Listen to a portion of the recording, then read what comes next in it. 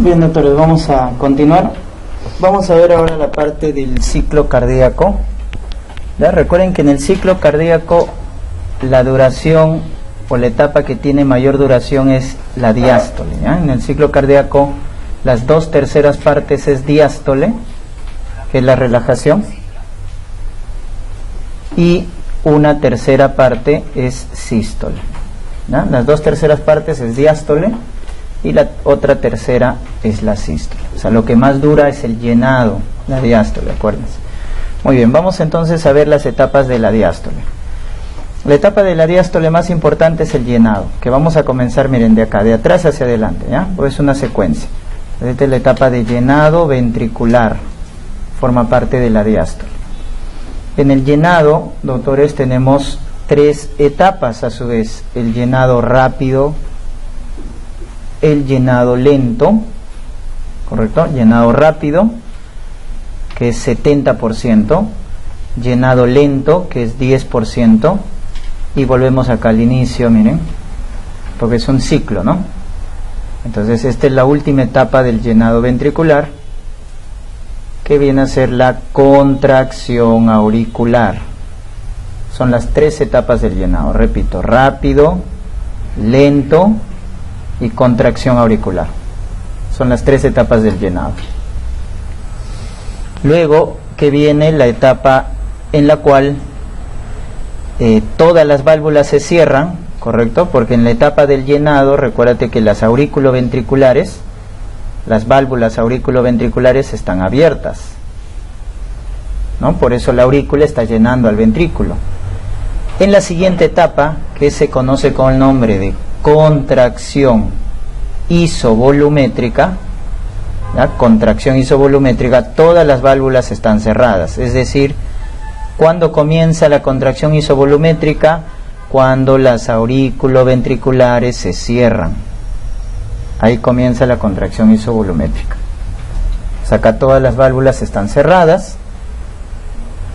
Y luego vemos la siguiente etapa, que es la etapa de eyección. ¿Ya? Eyección. La eyección consiste en la salida de la sangre, ¿no?, del corazón hacia la, en el caso del ventrículo izquierdo, hacia la aorta. Acá también hay una eyección rápida y una eyección lenta. Rápida 70%, lenta 30%. En cambio en el llenado era rápida 70%, lento 10%, y acá faltó completar, contracción 20%, ¿no?, para que sea el 100%. Miren cuánto ayuda la aurícula a llenar el ventrículo: 20%, contracción auricular. Y terminamos acá, que es la relajación isovolumétrica, en la cual se van a cerrar las válvulas. ¿Por qué? Porque en la eyección, si la sangre está saliendo hacia las arterias, las válvulas que están abiertas son las semilunares ahora. En la eyección las semilunares están abiertas, por eso hay eyección. Entonces, ¿cuándo comienza la relajación isovolumétrica? Cuando las semilunares se cierran. Las semilunares se cierran, ¿no? Muy bien, entonces ese viene a ser el ciclo cardíaco. ¿Quiénes forman parte de la diástole? El llenado es diástole, ¿correcto? Llenado es diástole, porque ahí el ventrículo está relajado. Y la relajación isovolumétrica, eso es diástole. En cambio, ¿quién es sístole? La eyección es sístole y la contracción isovolumétrica es sístole, ¿no? Pues, ¿qué dura más? La diástole dura más, porque el llenado tiene 3 etapas: rápido, lento y contracción auricular, ¿no? El otro dato que es importante que recuerden es con respecto a los ruidos. ¿En qué momento se da el primer ruido? Acá, en la contracción isovolumétrica, porque ahí se cierran las auriculoventriculares y eso produce el primer ruido. Ahí está, primer ruido cardíaco. ¿Dónde se produce el segundo? Cuando se cierran las semilunares. El cierre de las semilunares del segundo ruido. Eso es en la relajación isovolumétrica, ¿no? Ahí está el primero y el segundo. Contracción, relajación isovolumétrica. El tercer ruido se produce por el llenado rápido. ahí lo están viendo. En el llenado que vimos acá, rápido y lento, ¿no? El rápido es el que produce el tercer ruido. ¿Y quién produce el cuarto ruido, que es patológico? La contracción auricular produce el cuarto ruido. El cuarto ruido. Muy bien. Entonces ahí vemos la secuencia del ciclo cardíaco. Recuérdense que las válvulas que se cierran primero siempre son las del lado izquierdo. Las del lado izquierdo son las que se cierran primero, siempre. Las del lado izquierdo son las que se cierran primero.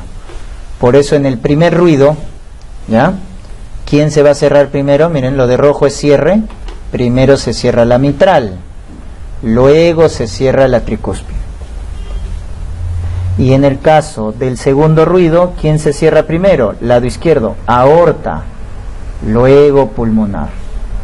¿Correcto? Luego pulmonar. Entonces acuérdense siempre que las válvulas que se cierran primero son las del lado izquierdo. Las del lado izquierdo, en este caso mitral y aorta, ¿no? Entonces cuando yo veo el primer ruido y el segundo ruido, lo voy a ver siempre así. El primer ruido es primero mitral y luego tricúspide. El segundo ruido es primero aórtico y luego pulmonar. Y acá estamos hablando de los cierres, ¿no? De las válvulas. Porque el primer ruido es por el cierre de las auriculoventriculares y el segundo es por el cierre de las semilunares. Ese concepto deben recordar, ¿ya? Cierre de las auriculoventriculares del primer ruido y el cierre de las semilunares el segundo ruido. Y primero siempre se cierran el componente izquierdo, mitral aórtico, ¿ya? Mitral aórtico. Muy bien. Y al final, ¿qué podemos hacer? Correlacionarlo con lo que hemos visto acá. Hemos visto el evento mecánico y el evento sonoro de los ruidos. ¿Con qué lo podemos correlacionar? Con el evento eléctrico que se registra con el electrocardiograma. Entonces, si ustedes se dan cuenta acá, miren, la onda P, acá está, la onda P, ¿con quién se relaciona la onda P?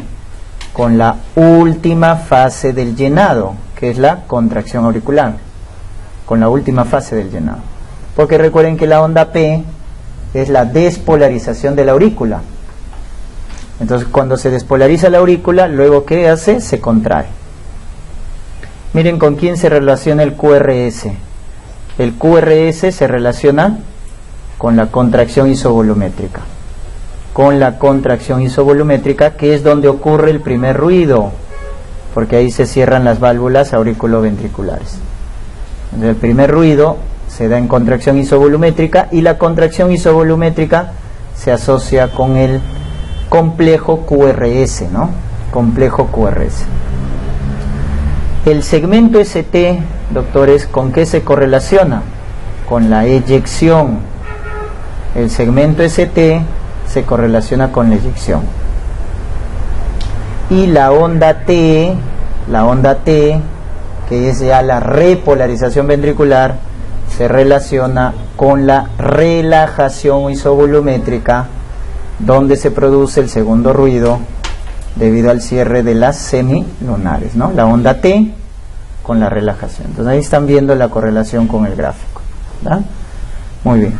A su vez el EKG que ustedes ven se correlaciona también con las fases del potencial de acción, porque el QRS se correlaciona con la fase 0, el segmento ST con la fase 2 de meseta y la onda T con la fase 3 de repolarización. Recuerden, en la fase 0, ¿qué ion participaba? Sodio. En 2, ¿quién entraba? Calcio. Y en el 3, ¿quién salía? Potasio, ¿no? Potasio. Entonces cuando a ti te digan fase 0 participe el ion sodio, ¿y con quién se relacionaba la fase 0 sodio? Miren, en el electrocardiograma, con el complejo QRS. ¿Y con quién se relacionaba el complejo QRS? Contracción isovolumétrica. Y en la contracción isovolumétrica, ¿quién se cerraba? Las auriculoventriculares. produciendo primer ruido. O sea, acá estás relacionando el impulso eléctrico, ¿no es cierto?, a nivel molecular, con el registro en el EKG, con el evento mecánico y el evento sonoro. El evento mecánico y el sonoro. Estás correlacionando. Y bien, la fase 2. La fase 2 entra calcio, muy importante para la contracción. Se relaciona con el segmento ST. Y el segmento ST corresponde a la eyección, que es el evento mecánico, ¿no? Ya está. Y la fase 3, donde sale potasio, se correlaciona con la onda T, se correlaciona con la relajación isovolumétrica, y eso con el segundo ruido, ¿no? Porque ahí se cierran las semilunares. ¿Ya? Esa es la relación, entonces, que al final hay entre el evento eléctrico, el evento mecánico y el evento sonoro que tienes que recordar. ¿Ya? Muy bien, entonces, y recuerden que la mayor parte del ciclo cardíaco es la diástole, que es donde el corazón se nutre. ¿Ya? Donde el corazón se nutre. Muy bien. El gasto cardíaco, recuerden que sale de la multiplicación de frecuencia cardíaca con volumen sistólico, también llamado volumen latido, ¿no? O volumen de eyección. ¿Cuánto vale la frecuencia cardíaca promedio? 70 latidos por minuto. ¿Cuánto es el volumen sistólico de eyección? Que es el volumen que expulsa el ventrículo izquierdo en cada ciclo. 70 mililitros vale el volumen sistólico. Pues eso más o menos vale el gasto cardíaco 4.900 mililitros por minuto, que si lo convertimos a litros sale 5 litros por minuto. Ese es el gasto, ¿no? El gasto depende de la frecuencia por el volumen. Frecuencia por volumen. Recuerden que la frecuencia depende del sistema nervioso autonómico. ¿Y el volumen de qué va a depender? De la precarga, la poscarga y la contractibilidad. ¿Cuáles son los tres determinantes del volumen? Latido, volumen de eyección, precarga, poscarga y contractibilidad, que ahorita lo vamos a ver. ¿Y la frecuencia de quién depende? Del sistema nervioso autonómico, ¿no? Simpático le eleva, el parasimpático lo deprime. Entonces, frecuencia por volumen, gasto, que es lo que expulsa el corazón en cada minuto. En cada minuto expulsa el corazón 5 litros. Entonces, el gasto cardíaco depende del trabajo del corazón, que si lo multiplico por la resistencia vascular periférica, que en este caso depende de los vasos, entonces multiplico gasto por resistencia, me sale este parámetro hemodinámico, que es la presión arterial. Entonces, ¿la presión arterial de qué depende? Gasto por resistencia, corazón y respuesta vascular. Más o menos un 30% es el corazón y el 70% es la resistencia. Lo que más influye en la presión arterial es la resistencia vascular, ¿no? La resistencia vascular. ¿Qué viene a ser la fracción de eyección, doctores? La fracción de eyección es la función sistólica del corazón, ¿no? La función sistólica, es decir, la contracción, la función sistólica del corazón, lo medimos a través de la fracción de eyección, que se va a medir con el ecocardiograma, ¿verdad? Con el ecocardiograma calculamos la fracción de eyección. ¿Y de dónde resulta? Miren. Entonces acá está el volumen telediastólico. ¿Qué es el volumen telediastólico? El volumen de llenado. ¿Cuánto vale ese volumen telediastólico llenado? 120 mililitros. ¿Verdad? Entonces recuerden que el volumen telediastólico es el volumen de llenado, que dicho de otra manera va a representar la precarga, porque la precarga es toda la sangre que llega al corazón. ¿Ya? De manera simple, recuerden, el corazón recibe sangre y bombea sangre. Eso es lo que hace el corazón. La cantidad de volumen que recibe el corazón se va a llamar precarga, porque es un trabajo para el corazón recibir sangre, ya que al recibir sangre los miocitos se van a estirar y lo que expulsa entonces va a encontrar una resistencia en los vasos. Eso es la poscarga. Es otro trabajo del corazón, porque el corazón tiene que expulsar sangre a costa de una resistencia. Entonces ambos son trabajos del corazón. La precarga es el volumen que llega y la poscarga es la resistencia a la salida de la sangre, ¿no? Son los dos trabajos del corazón. Entonces cuando el corazón se llena de sangre completamente, en este caso el ventrículo, a eso le llamamos volumen telediastólico. Por eso acá dice precarga, porque es todo el volumen que ha entrado al corazón. ¿Y cuánto es el volumen telediastólico en el ventrículo izquierdo? 120, que es la capacidad de llenarse del ventrículo izquierdo. Entonces al contraerse en la eyección, ¿cuánto va a eyectar a la aorta? Lo que ingresa a la aorta se llama volumen sistólico de eyección o volumen latido, que vale 70 mililitros. Entonces el ventrículo izquierdo se llenó con 120. Al contraerse en la sístole, bombea 70 a la aorta. ¿Y cuánto va a quedar en el corazón? 50 mililitros. Ese es el volumen telesistólico o volumen residual, que no tiene importancia, ¿no? En el telesistólico, volumen residual. Ya está. Entonces de los 120 que se llenó el ventrículo, 70 manda a la aorta y 50 se queda en el ventrículo. Entonces, ¿de dónde sale la fracción de eyección? Ahí está, miren. Volumen sistólico de eyección sobre el volumen telediastólico. O sea, la fracción de eyección es el volumen que sale a la aorta, que vale 70 mililitros, habíamos dicho volumen de eyección o volumen latido, sobre el volumen telediastólico, que es el volumen de llenado total. Entonces ese valor va a salir 60-65%, ¿no? Que es el valor normal de la fracción de eyección, 60 a 65%. ¿Eso qué quiere decir? Que más del 60% de lo que se llena el ventrículo le va a dar a la aorta, ¿no? Más del 60% de lo que se llena le va a dar a la aorta. Cuando hablamos de insuficiencia cardíaca, cuando la fracción de eyección es menos del 50%. Cuando la fracción de eyección es menos del 50%, hablamos de falla cardíaca. ¿De qué tipo? Sistólica. ¿Por qué? Porque la fracción de eyección evalúa la sístole del corazón. La falla sistólica, falla cardíaca sistólica, es cuando la fracción de eyección está disminuida, ¿verdad? Está disminuida. Entonces, menos del 50%. Entonces, habíamos dicho que los tres determinantes del volumen sistólico, ¿no? De cuánto va a eyectar el corazón a la aorta, son la precarga,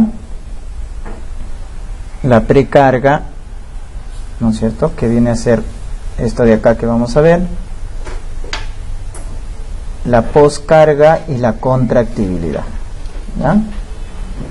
Doctores, la precarga, entonces, ¿qué viene a ser? Esto de acá, el volumen de llenado total, llamado volumen telediastólico, ¿no?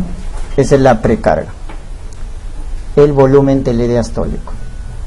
¿Y quién lo determina eso? El retorno venoso, porque para que el corazón se llene, las venas tienen que dejar sangre en el corazón. Entonces la precarga es el volumen telediastólico. ¿De qué depende? Del retorno venoso. Entonces acá vamos a encontrar una relación entre el gasto y la precarga. Si yo aumento la precarga, miren cómo estoy aumentando la precarga, ¿qué pasa con el gasto cardíaco? Aumenta. O sea, acá hay una relación lineal, directamente proporcional. Si yo aumento el volumen telediastólico, que es la precarga, aumento el gasto cardíaco. ¿Por qué? Porque al aumentar el llenado, las fibras del miocito se estiran más. Al estirarse más, se van a contraer con más fuerza y van a bombear más sangre hacia la aorta. Eso, doctores, se conoce con el nombre de la ley de Frank-Starling. ¿Qué es la ley de Frank-Starling? si tú aumentas la precarga, vas a aumentar el gasto cardíaco. ¿Por qué? Porque al aumentar el volumen de llenado, el miocito se va a estirar, o sea, va a tener mayor longitud al recibir más volumen. Y si tiene más longitud, ¿no es cierto?, cuando está relajado, porque está recibiendo sangre, se va a aumentar la fuerza de contracción. Y al aumentar la fuerza de contracción, se va a aumentar el gasto cardíaco, ¿ya? Eso es lo que me dice la ley de Frank-Starling. Si lleno con más sangre al corazón, el miocito se estira más, y al estirarse más es como un resorte. Si tú estiras más un resorte, la fuerza de contracción va a ser mayor. Entonces pulsa más sangre, ¿ya? Esa es la ley de Frank-Starling, ¿no?, que se evalúa con la precarga. Luego tenemos la poscarga, que se evalúa con la ley de Laplace, ¿ya? La ley de Laplace. Entonces, si la precarga es Frank-Starling, la ley de Laplace es la poscarga. La poscarga es la resistencia a la salida de la sangre, o también se conoce con el nombre de estrés parietal, o sea, el estrés de la pared del corazón. ¿Y de qué depende ese estrés? ¿No? Porque la poscarga es resistencia o estrés. Miren, depende de esta fórmula, ¿no? Presión por radio de la cavidad sobre 2 veces el grosor de la pared. Entonces, la presión que tiene el ventrículo, ¿de qué depende el estrés, la poscarga? De la presión por el radio del ventrículo. Ahí está el radio, ¿no? Ahí está el radio del ventrículo. Y por el grosor de la pared. Esto de acá, grosor de la pared. Entonces el estrés depende de presión, del radio y del grosor. Entonces vamos a ver una relación acá. Si el estrés de la pared, llamado estrés parietal, depende de presión por el radio sobre el grosor, esto es lo que me importa, el grosor de la pared. Entonces, ¿qué quiere decir? Que el grosor, al aumentar, baja el estrés parietal, ¿correcto? Baja el estrés parietal. Este es un mecanismo de adaptación. Mecanismo de adaptación. ¿Qué quiere decir? Cuando nuestro corazón trabaja mucho, porque tiene mucha resistencia, mucha poscarga, entonces, ¿qué le queda al corazón? Si trabaja mucho, se estresa mucho. ¿Qué debe hacer el corazón para bajar ese estrés? Aumentar su grosor. Por eso es que se produce el remodelado cardíaco. El ventrículo se hipertrofia y al hipertrofiarse baja su estrés como mecanismo compensatorio, ¿ya? Al aumentar su grosor baja el estrés parietal. Ese es el mecanismo por el cual el corazón va a bajar su estrés y va a vencer la poscarga, que es la resistencia, ¿no? Esto de acá es lo que se llama la ley de Laplace, que tiene que ver con la poscarga, porque es la resistencia, el estrés. Entonces, Frank-Starling es precarga y Laplace es la poscarga, ¿no? La poscarga. Muy bien. Hemos dicho al inicio que había 2 tipos de circulación. Acá lo tienen, circulación pulmonar y circulación sistémica. También se llaman así. A la sistémica le decimos circulación mayor y a pulmonar le decimos circulación menor. O también a la circulación pulmonar le decimos de baja presión, ¿correcto? De baja presión y de bajo flujo. En cambio, la circulación, de baja presión y baja resistencia. En cambio, la circulación mayor de alta presión y alta resistencia. Pero en el flujo sanguíneo ambos van a ser iguales. en el flujo sanguíneo ambos son iguales. ¿Por qué? Porque miren a qué es igual el flujo. Esto es flujo sanguíneo, ¿no? Se denota con la letra. Flujo sanguíneo es igual a diferencia de presión sobre resistencia. Ese es el flujo sanguíneo. La diferencia de presión que hay en el extremo de un vaso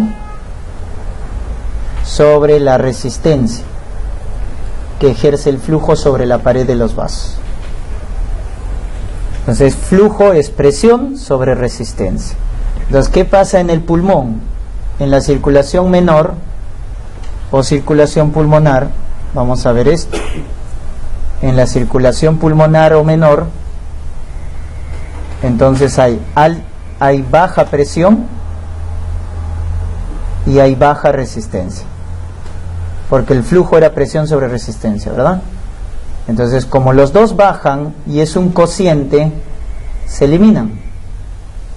Por eso el flujo se mantiene constante. En la circulación sistémica, igual. Hay alta presión, pero también hay alta resistencia.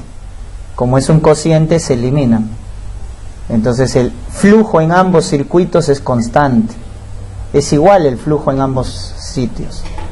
La diferencia es que en el circuito pulmonar hay baja presión y baja resistencia, y en el circuito sistémico hay alta presión y alta resistencia. Pero el flujo es en ambos iguales, el flujo sanguíneo, ¿no? Debido a esa relación que estamos viendo.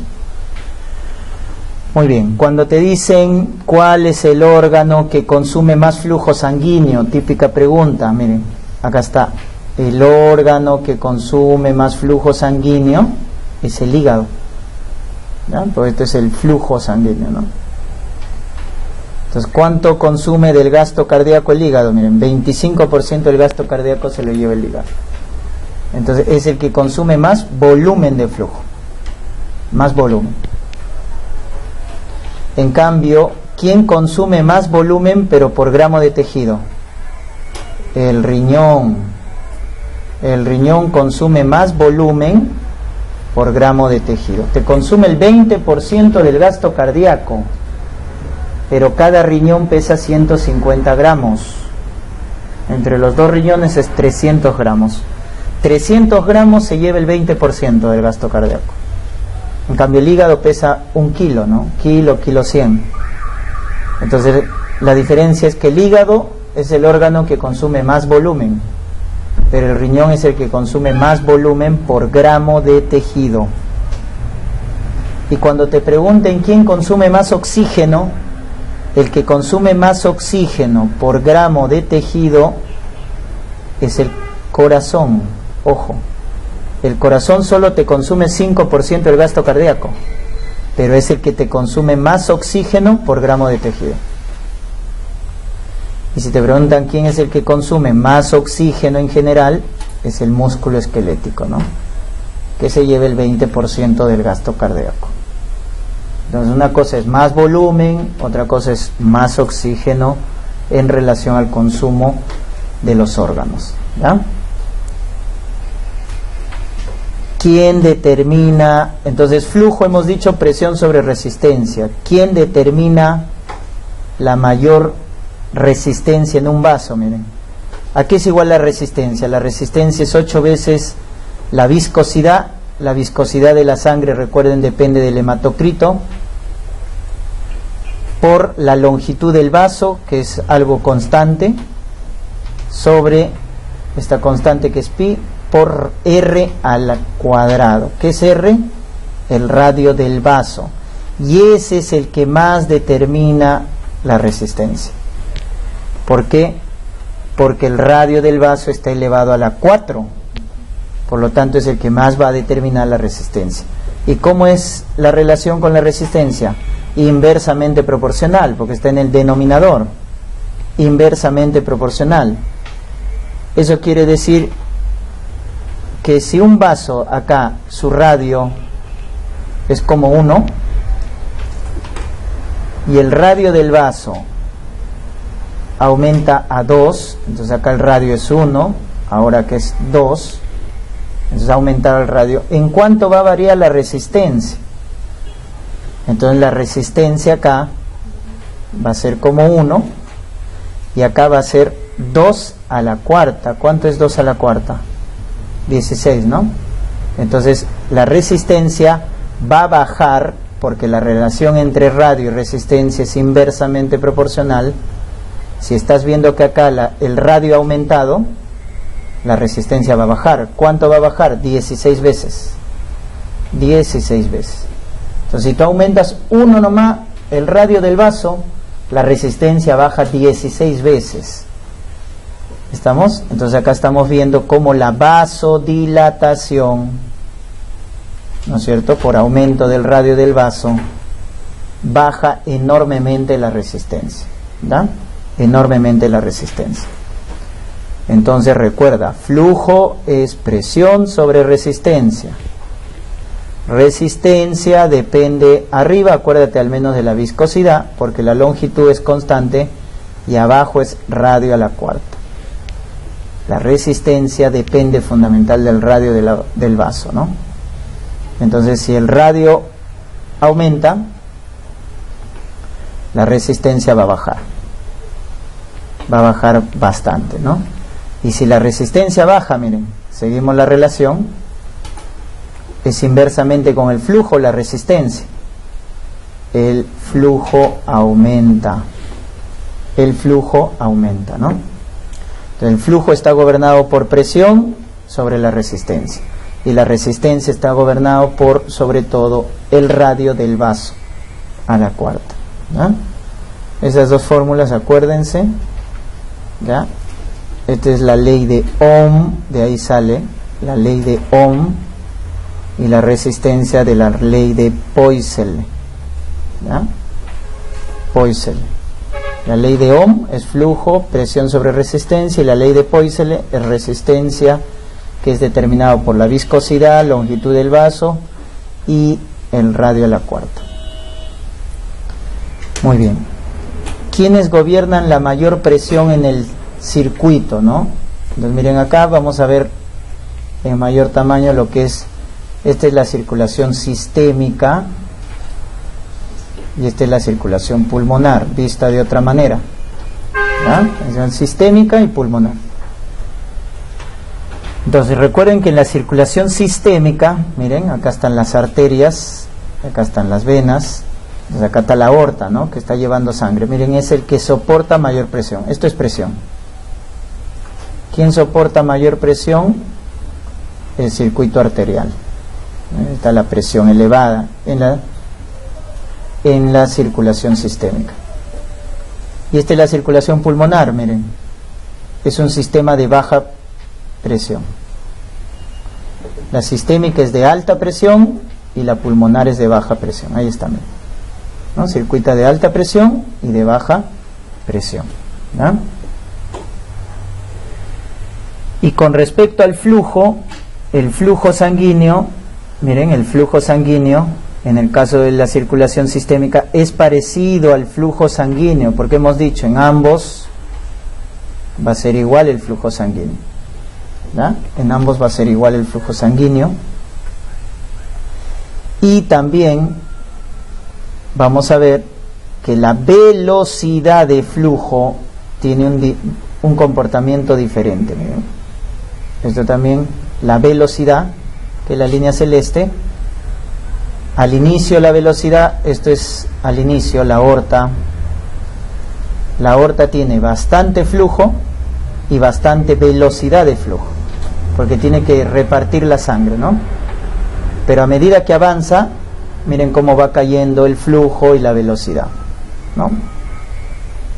¿Y dónde entonces hay menos velocidad de flujo? Miren, ¿quién tiene menos velocidad de flujo? Los capilares. En los capilares es donde hay menor velocidad de flujo. ¿Por qué en los capilares hay menor velocidad de flujo? Porque los capilares sirven para el intercambio de sustancias. Entonces, como sirven para el intercambio de sustancias, la velocidad debe ser lenta, para que haya ese intercambio de sustancias, ¿no? ¿Y con qué se relaciona la velocidad de flujo? Es inversamente proporcional, ¿ya? La velocidad de flujo es inversamente proporcional al área de superficie. Al área de superficie. Entonces, si un vaso es pequeño, les pongo acá, si un vaso es pequeño, ¿no es cierto?, tiene menos área de superficie, pues pequeño, pero va a tener bastante velocidad, porque ¿cómo es el área con la velocidad? Son inversamente proporcionales. En cambio, si un vaso es grande, como tiene más área superficial, su velocidad va a ser menor, porque la velocidad con el área son inversamente proporcionales.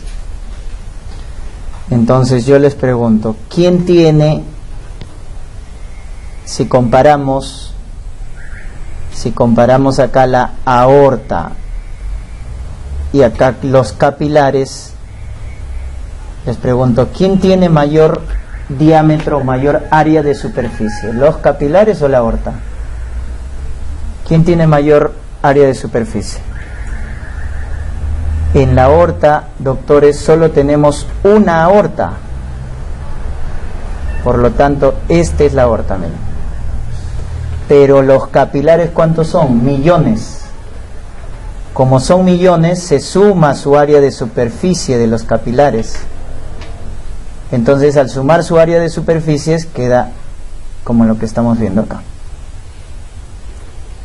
Es por eso que los capilares son los que tienen la menor velocidad de flujo, porque al sumar su área de superficie va a ser mayor, porque recuerden que son millones los capilares.